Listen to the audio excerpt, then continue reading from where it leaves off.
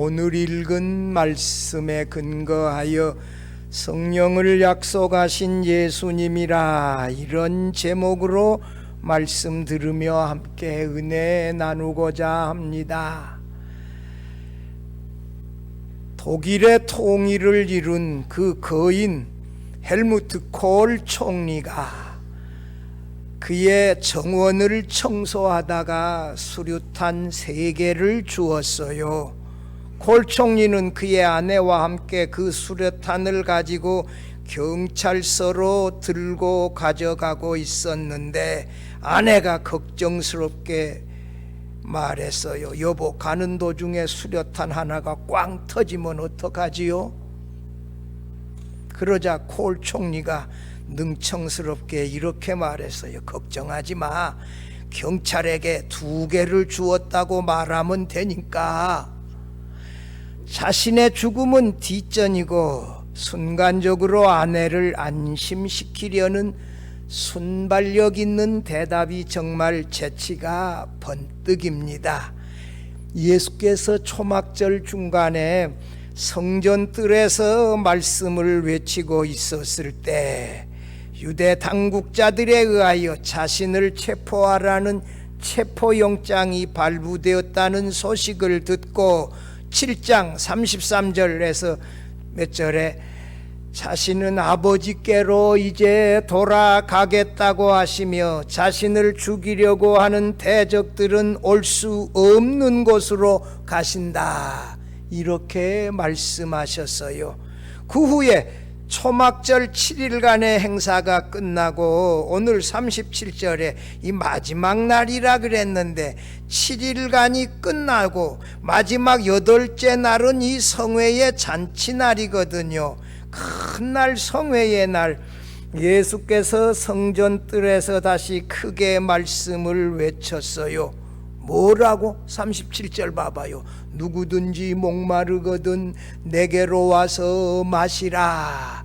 목마른 갈증을 가진 사람은 누구든지 자신에게 와서 물을 마시라는 복음 초청의 말씀을 외쳤습니다. 이 말씀을 물 붓는 의식으로 잘 알려진 초막절 행사와 잘 어울리는 말씀이었습니다. 그것은, 이 목마른 자라는 말의 뜻은 갈급한 영혼을 가지고 예수님께 와 예수님을 그리스도로 믿을 때 예수께서 그 배에서 생수가 흘러 넘치는 것 같이 그들에게 성령을 충만하게 부어 주시겠다는 약속의 말씀이었습니다. 목마름을 가지고 예수님께 나오다, 영혼의 구원을 사모하며 도무지 어떻게 내 스스로 노력해서는 구원함의 문제를 해결할 수 없다, 이런 이 갈증을 느끼며 예수님에게 나와 자신을 그리스도로 믿는 제자들에게 성령을 부어 주신다고 말씀했습니다. 이 주제는 말입니다, 성령 강림, 성령 충만, 아버지께서 성령이 나오신다, 내가 아버지로부터 성령을 받아 성령을 너희에게 부어주신다. 이 내용은 요한복음 14장에서 16장까지 계속해서 반복적으로 나오는 말씀이기도 합니다. 더 나아가 초막절 아침에, 이 초막절 7일 동안 매일 아침 실로암 못에서 물을 떠다가 성전에 물을 부어드리는 의식을 행하는데, 이것은 하나님께서 추수할 수 있도록 이스라엘에게 충분히 비를 내려주신다. 초막절 마지막 날 잔치에서는 하나님이 큰 기쁨을 주실 것이다. 마지막에 예수께서 이제 그의 사역을 완성하고 아버지로부터 성령을 받아 충만하게 부어주신다는 약속과 연관이 있지요. 오늘 우리들도 우리 영혼의 갈증을 가지고 이 땅에서는 도무지 우리의 구원의 문제를 해결할 수 없고 오직 예수님만이 해결할 수 있다고 예수 그리스도께로 나와 예수님을 그리스도로 나의 주님으로 믿어서 예수께서 그 약속하신 성령의 충만함을 사모하면서 이 말씀을 듣다가 풍성한 은혜에 잠길 수 있기를 바랍니다. 첫째로, 예수께서 목마름으로 그에게 나와 그를 믿는 자들에게 성령을 약속하셨습니다. 37절에서 39절까지 이 내용이 계속 이어져요. 37절 봐봐요. 명절 큰날, 곧 큰날, 명절 끝날, 곧 큰날. 이 날이 언제냐? 메투헬리라든지 많은 사람들이 7일간의 초막절이 끝나고 마지막 8째 날 큰 성회가 모이는 그날이라는 거예요. 큰날에 예수께서 서서 외쳐 이르시되 누구든지 목마르거든 내게로 와서 마시라. 놀라운 복음 초청의 말씀을 하셨지요. 이때는 언제요? 유대인 당국자들이 체포영장을 발부해서 예수님 체포해오라 성전 경비병들에게 주어 보냈지 않아요. 유대인들이 이 유대인 당국자들을 충동하며 와 저 사람들도 예수님을 그리스도로 알았는가, 왜 체포하지 않을까, 이렇게 충동하는 이런 어려운 상황에 예수께서 뭐라고요? 누구든지 목마르거든 내게로 와라, 내게로 와서 마시라. 이런 놀라운 말씀을 하셨잖아요. 이 지금 이런 위협이 있는데, 박해가 있는데, 핍박이 있는데도 불구하고 누구든지 목마르거든 내게로 와서 마시라. 이제 7일간의 성회 기간 동안에는 초막절에서 묵으며 이 초막절 행사를 했는데, 마지막 날은 그 초막을 다 철거하고 성회로 모이고 이제 기쁨을 안고 자기들 집으로 다 돌아가는 날이에요. 그날 이렇게 말씀한 것으로 보지요. 초막절 7일 동안에 매일 아침 사람들은 성전 밖에 있는 실로암 못에서 금항아리에 물을 가득 채워서 제사장의 인도로 그 뒤를 따라 예루살렘 성전으로 운반해 가요. 이 행절이 성전 안뜰의 남쪽에 있는 수문에 도착하자마자 기쁠 때 부는 이 3번의 나팔 소리가 울려 퍼지고, 제사장들은 그 물항아리를 들고 제단을 돌았고, 찬양단은 이에 맞추어 할례 찬송 시편 113편에서 110편까지를 불렀어요. 찬양대가 마지막 시편 118편을 부를 때 모든 남자 순례자들은 버드나무, 화석류 나무가지 묶은 것들을 오른손에 든 채 흔들었고, 왼손으로 귤나무 열매 한 조각을 든 채로 여호와께 감사하라 하며 3번 반복해서 외쳤습니다. 사람들은 초막절에 매일 아침 제사 때 실로암 연못에서 길어온 금항아리에 물을 은대접에 부은 다음에 전제인 포도주와 함께 제단 위에 부어서 하나님께 드렸지요. 유대인들의 사고 속에는 초막절에 행했던 성전 제단 위에 물을 부어드린 이 의식에 중요한 2가지 의미가 담겨져 있다고 보았지요. 첫 번째로, 광야 시대에 하나님께서 반석에서 2번이나 물을 내서 목마른 이스라엘 백성들에게 이 마시게 하셨다 한 사실을 기념한 것이고, 2번째로 예수께서 그를 믿는 그리스도인들에게 성령을 부어주신다는 의미와 이 물 붓는 의식이 연관되어져 있다, 이렇게 생각했다는 거예요. 생수는 목마름을 가지고 예수 그리스도에게 와야 마실 수 있다고 하시며, 예수 그리스도가 생수를 주시는 분이라고 말씀하셨어요. 여러분, 우리나라 생수 500cc 하나 제일 비싼 생수 어디 있디요? 삼다수 얼마요? 500cc 한 병에, 예? 1,000원? 500원? 뭐 가게마다 다 다르지요. 에비앙 프랑스에서 나오는 그 알프스 산에서 내려온 예비양은 그 작은 한 병에 호텔에서 3,000원 넘게 팔아요. 한 병에. 굉장히 비싸지요, 이 생수가. 옛날에 우리 생수는 이 더운 여름에 깊은 그 샘물 우물물에 그 두레박으로 이 끌어올려 가지고 마셨던 그 우물물 생수는요, 지금 우리가 이거 돈 주고 사 먹는 생수보다도 훨씬 맛있고 훨씬 시원했는데 그 물은 어디 가면 찾나요 지금? 예? 아무튼 그래요. 이 누구든지 목마르거든 내게로 와서 마시라, 이 놀라운 복음을 성전뜰에 모인 많은 사람들에게 크게 외쳤는데, 이 말씀은 이사야 55장 1절에 나오는 말씀을 연상시켜요. 오호라 너희 모든 목마른 자들아 물로 나오라. 이사야 55장 1절 말씀을 연상하게 하는데, 여기 목마른 사람은 뭐냐? 목이 마르다. 여러분, 제가 언젠가 말했지요. 지리산을 여름에 8월 말에 종주하는데 이 화계제에서 명선봉, 토끼봉 2개의 봉우리를 넘어야 연화천 대피소에 가는데, 연화천 대피소에 가야 우물물이 있어요. 산 2개를 넘는데 물이 없어요. 근데 우리가 이게 그걸 처음 가다가 보니까 모르고 임걸령 샘에서 물을 넣어야 되는데, 나중에 봤더니 그 등반하는 사람들은 2리터짜리 물통을 가지고 넘고 있더라고. 우리는 중간에 가다가 물이 다 떨어져 버렸어. 그래서 야, 이거 내 젖동량은 들어봤는데 물동량은 못 들어봤는데, 올라가다가 물 좀 주시오, 물 좀 없어. 근데 어떤 사람은, 남는 사람은 이렇게 주더라고. 야, 8월 말에 물이 없는데 산을 2개나 넘어야 되는데, 야, 이 갈증은요 이루 말할 수 없어요.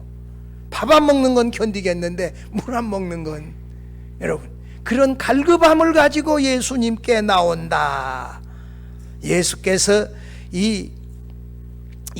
목마른 사람, 갈급한 심령은 뭐냐? 목이 마르다는 거예요. 갈증을 해소할 수 없다는 사실을 알고, 이 말은 무슨 말이요? 자신이 타락한 죄인임을 알고 참으로 진정한 구원을 사모하는 간절함을 가지고 예수님께 나오는 것을 말해요. 이런 이 목마름을 가지고 예수께 나오는 사람들에게 예수님은 그들에게 무엇을 주신다? 무엇을 주신다? 생수를 주신다. 이게 네게 물을 달라고 말하는 이가 생수를 주시는 분인 줄 알지 못하느냐. 수가성 여인에게 말했잖아요. 우리에게 영혼의 생수를 주시는 분은 누구시다? 예수님이다. 여러분, 예수님 제게 생수를 주세요. 목마르지 않게 하세요. 이 생수가 뭐예요? 영생이에요. 영생. 예수께서 주시는 성령을 말하고, 성령을 통하여 믿음으로 말미암아 우리에게 주시는 무엇을요? 영생을 말해요. 예수께서 물을 찾아 나온 사람들에게 자신이 생수를 줄 수 있는 분이다. 놀랍게 이 말씀을 선포했을 때 체포영장 가지고 예수님 체포하러 성전에 나온 성전 경비대원들은 너무나도 놀라 체포영장 집행하지도 못하고 와서 유대인 당국자들에게 뭐라고 말해요? 지금까지 예수님처럼 권세 있게 말씀하는 사람을 우리가 본 적이 없습니다. 너희들도 그 말에 미혹되어졌느냐? 그러지 않아요. 38절 39절 봐봐요. 나를 믿는 자는 성경의 이름과 같이 그 배에서 생수의 강이 흘러나오리라. 39절 같이 읽어봐요. 이는 그를 믿는 자들이 받을 성령을 가르쳐 말씀하신 것이라. 예수께서 아직 영광을 받지 않으셨으므로 성령이 아직 그들에게 계시지 아니하시더라. 아멘. 초막절 매일 아침에 7일간 실로암 연못을 금그릇에다가 받아가지고 와서 수문으로 들어와 제단을 돌면서 성전 제단 위에 붓는 것이 바로 예수께서 장차 성령을 부어주심으로 이 예언의 말씀이 성취되어졌다. 이 물은 예수께서 부어주실 성령이시다. 물을 종종 성령을 가리키는 상징의 역할을 했어요. 초막절에 이 물 기어다가 제단에 붓는 의식은 예수께서 성령을 부어주심으로 이 예언은 그대로 성취되어졌고, 38절에 성령이 사람들의 뱃속에서 흘러 넘친다고 했지요. 예수께서 성령을 부어주시는 분으로서 생수를 부어주시는 공급자라고 했습니다. 요한은 약속된 성령이 하나님과 예수님으로부터서 오실 것이라고 요한복음 14장 16장에서 성령은 어디로부터 온다? 아버지께로부터 나오신다. 내가 아버지로부터 받아 너희에게 부어주신다. 성령이 아버지로부터, 하나님 아버지로부터, 예수님으로부터 오신다고 반복해서 말씀하고 있어요. 38절 현대인의 성경은 어떻게 번역했냐? 나를 믿는 사람은 성경 말씀대로 그 마음속에서 생수의 강이 흘러나올 것이다. 생수가 예수 그리스도를 믿는 성도들의 마음속에서 흘러나온다고 번역했는데, 이 말씀의 정확한 의미는 예수 그리스도를 믿는 성도들의 마음속에서 계속 솟아나는 성령의 차고 넘치는 생명과 능력을 강조하는 말씀입니다. 생수의 근원이 하나님 아버지시고 예수님이시고 예수 그리스도를 믿는 성도들의 마음에 성령이 차고 넘친다. 여러분, 예수 믿은 우리들에게 성령이 차고 넘칠 때 구원의 감격, 구원의 기쁨, 원수 마귀에 싸워 이기는 능력, 세상을 헤치고 나가는 능력, 놀라운 능력이, 생명력이 우리 안에 축복으로 넘쳐날 줄로 믿습니다.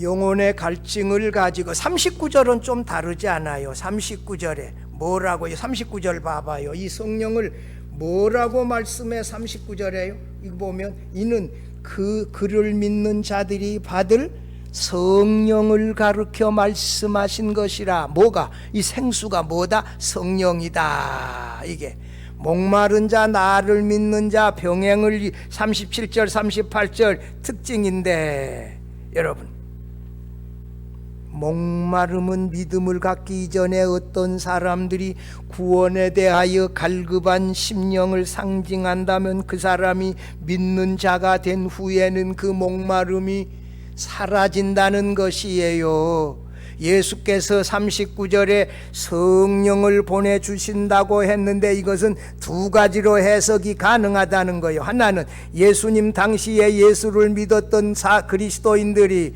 제자들이 누구든지 다 성령을 받는다는 것이고, 그 후에 예수님 승천하시고 난 후에 예수를 그리스도로 믿게 될 사람들도 다 성령을 받게 되어진다는 것이에요. 38절 39절에서 요한은 물과 성령의 관계를 명확하게 말씀했는데, 물이 종종 성령을 가리키는 상징 역할을 했어요. 39절 후반절에 봐봐요. 예수께서 아직 영광을 받지 않으셨으므로 성령이 아직 그들에게 계시지 아니하시더라.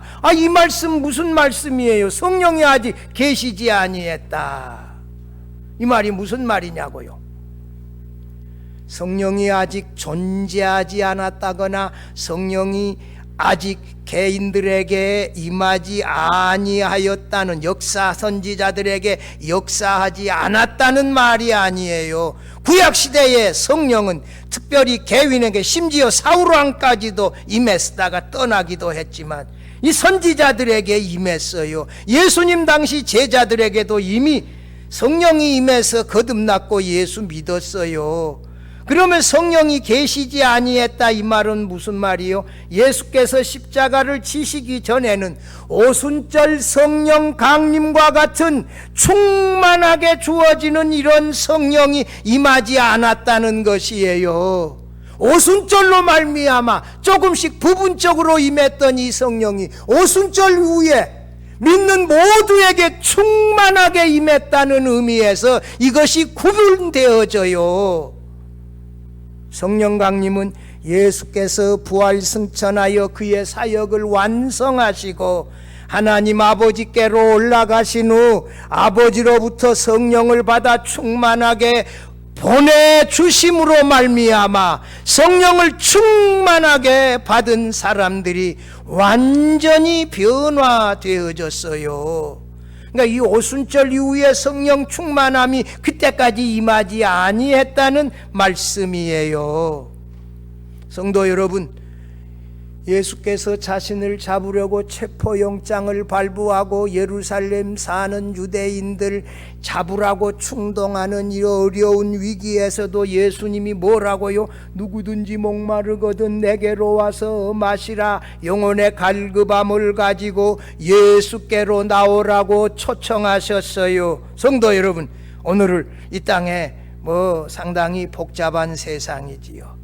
참 이 코로나19로 자영업자들 지금 얼마나 어렵나요?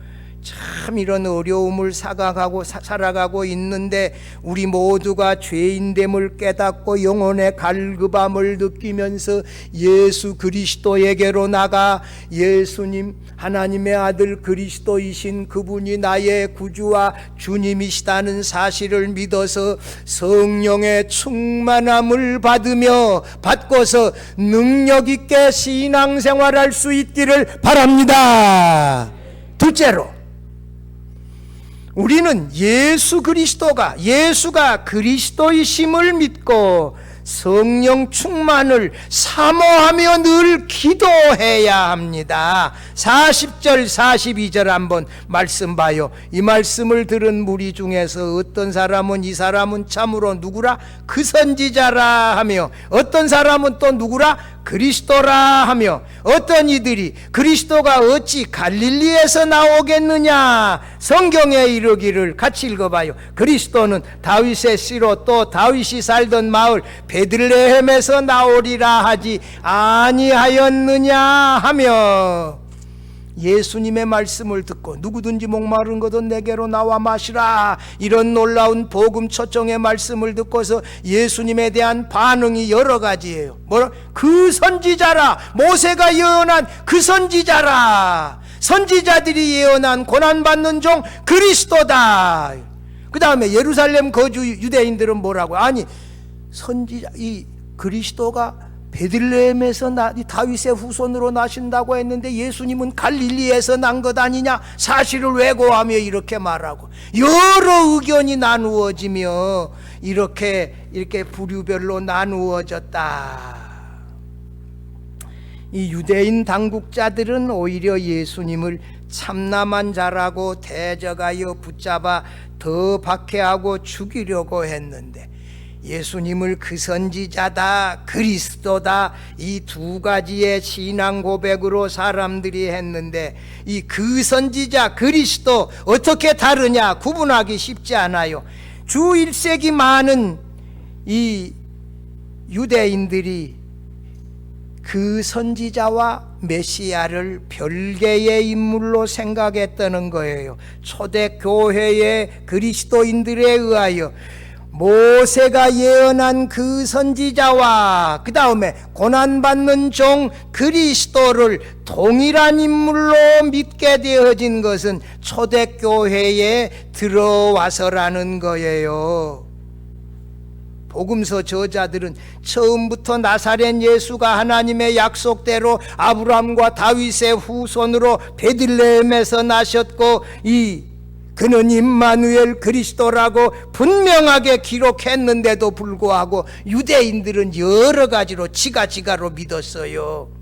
많은 유대인들은 예수님이 아브라함과 다윗의 후손으로 오신 영원한 왕 그리스도라고 하는 사실, 마태가 임마누엘 그리스도라고 말한 그 사실을 제대로 알지 못했고 믿지 못했고, 오히려 유대인 당국자들이 예수님을 참남한 자라고 죽이려고 하는데 그 일에 동조했지요. 요한은요, 사도 요한은 요한복음에서 뭐라고 예수님을 말해요? 하늘에서부터 내려오신 인자시다. 말씀이신 하나님이 육신이 되신 분이다. 아버지의 품속에 독생하신 하나님이시다. 하나님 아버지와 한 분으로 계신 분이시다. 이렇게 그분은 인자로 들려 우리 죄를 구원하셨다. 십자가에 우리 죄를 대신하여 이 대속하여 죽으신 그리스도다. 이렇게 사도 요한은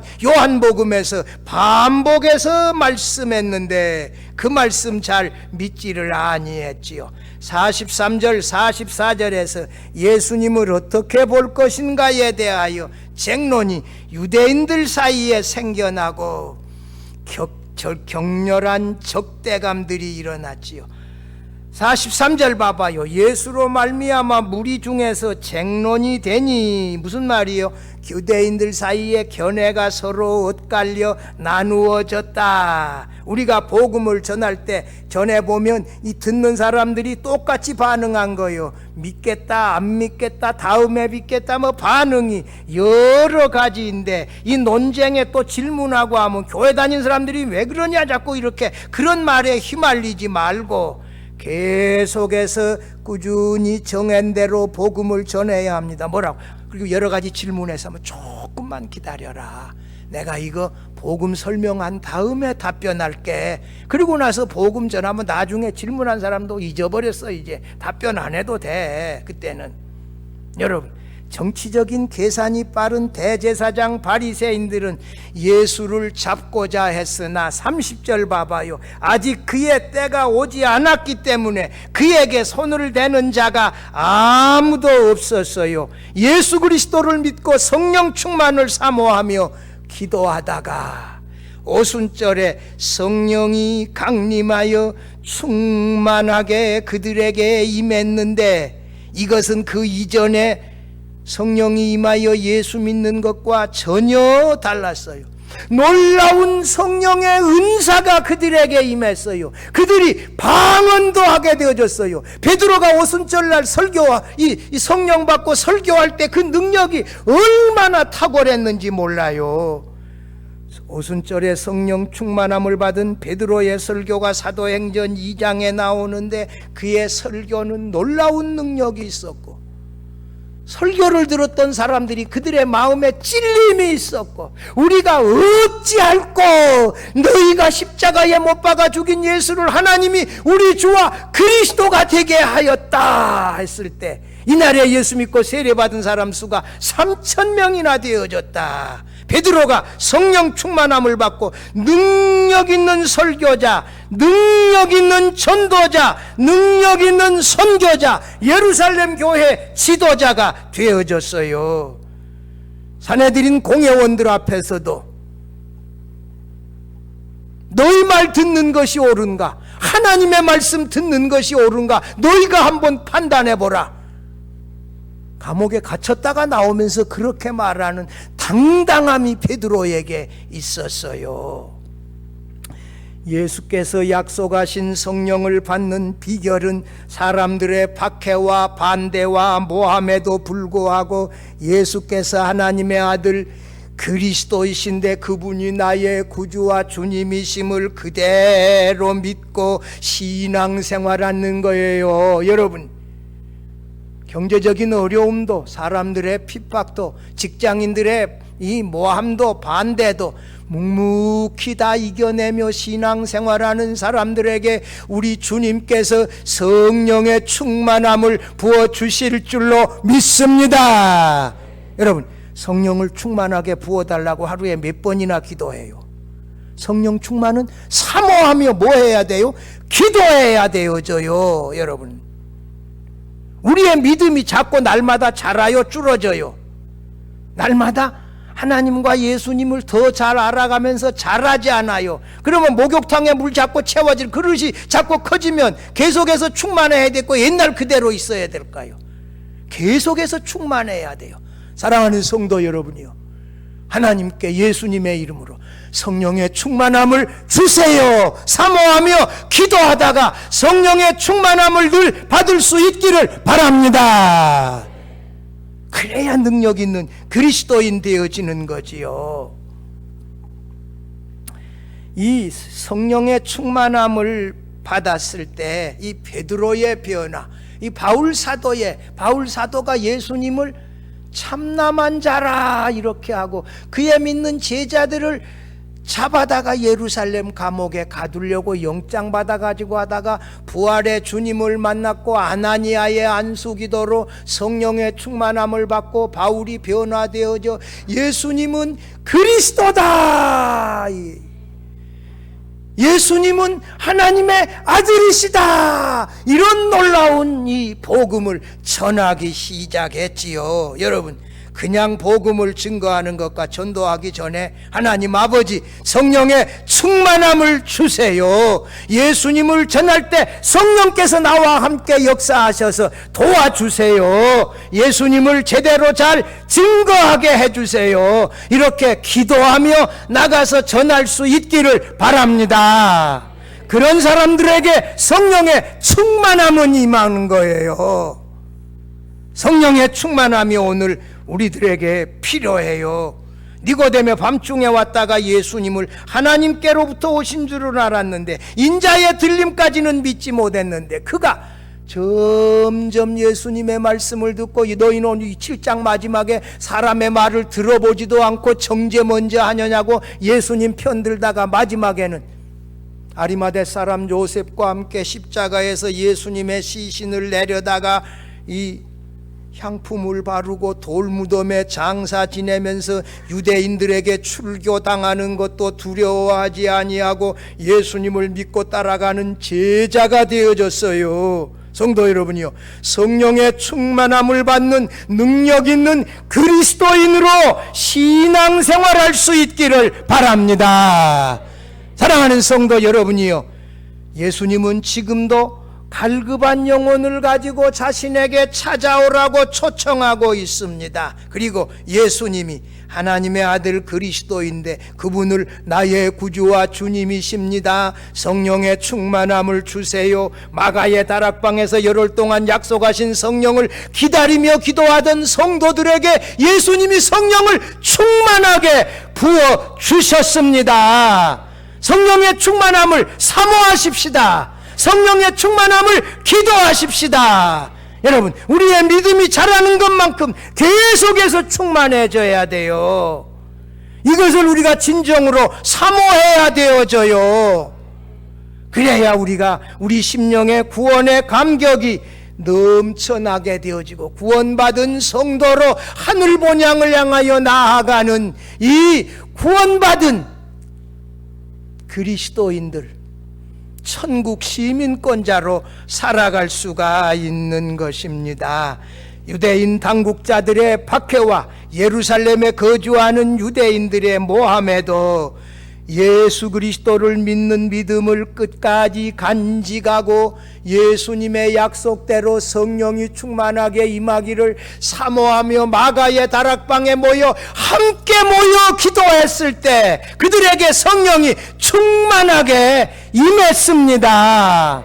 성도 여러분, 가정 예배 드릴 때에도 같이 우리 가족 식구들에게 성령의 충만함을 주세요. 이렇게 사모하며 기도할 수 있기를 바랍니다. 성령의 충만함으로 성삼위일체 하나님을 더 잘 예배하고 하나님을 뜨겁게 예배하고 주의 몸된 교회를 위하여 더 충성하며 살아가는 우리 모두가 되어질 수 있기를 주의 이름으로 축원합니다. 하나님 아버지 감사합니다.